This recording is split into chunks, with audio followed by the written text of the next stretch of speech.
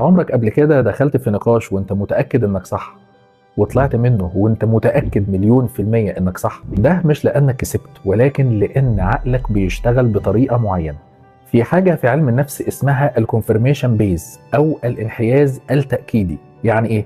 يعني عقلك بطبيعته بيدور على الحاجات او المعلومات اللي بتأكد رأيك، وبيتجاهل وبيقلل من قيمة اللي يعارضه. وده بالمناسبة مش عن طريق القصد، يعني هو مش بيقصد ده، ولكن هو عايز يريح نفسه. طيب ليه العقل بيعمل كده؟ لأن ببساطة أي رأي معاكس أو ضد الرأي بتاعك بيعمل حاجة اسمها توتر داخلي جوه العقل، والعقل دايما بيحب الراحة، مش بيحب إنه يكون في توتر داخلي.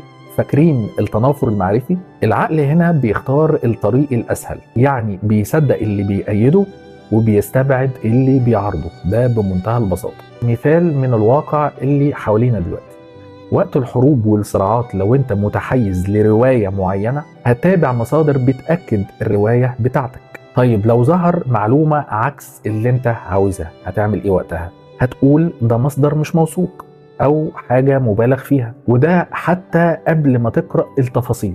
انا مش محلل موقف، ولكن انا هنا بشرح عقل او الميكانيزم اللي العقل بيشتغل بيه. ممكن ناخد مثال يومي بعيد عن السياسة خالص. لو حد مقتنع انه الناس كلها ما بقتش كويسة، هيلاحظ دايما اي موقف سلبي بيحصل وهيتجاهل عشرات المواقف الايجابية. وهنا مش لانه بيكذب، ولكن هو بيركز على اللي بيأكد فكرته. وهنا وصلنا لأخطر نقطة. الانحياز التأكيدي بيخلي الإنسان يبني عالم كامل من نص الصورة بس، وللأسف بيحس إنه شايف الحقيقة كاملة. وده طبعا خطأ كبير جدا. احنا فهمنا قبل كده إنه التكرار بيثبت، واللغة بتوجه، والاختيارات ممكن تتصمم. الانحياز التأكيدي بقى بيقفل عليك الدايرة، يعني بيخليك تسمع وتشوف وتفسر من اتجاه واحد بس. احيانا احنا مش بندور على الحقيقة، ولكن احنا بندور على اللي يطمنا اننا صح. واكتر سؤال ممكن تسأله لنفسك، ايه المعلومة اللي لو ظهرت هتخليني اغير رأيي؟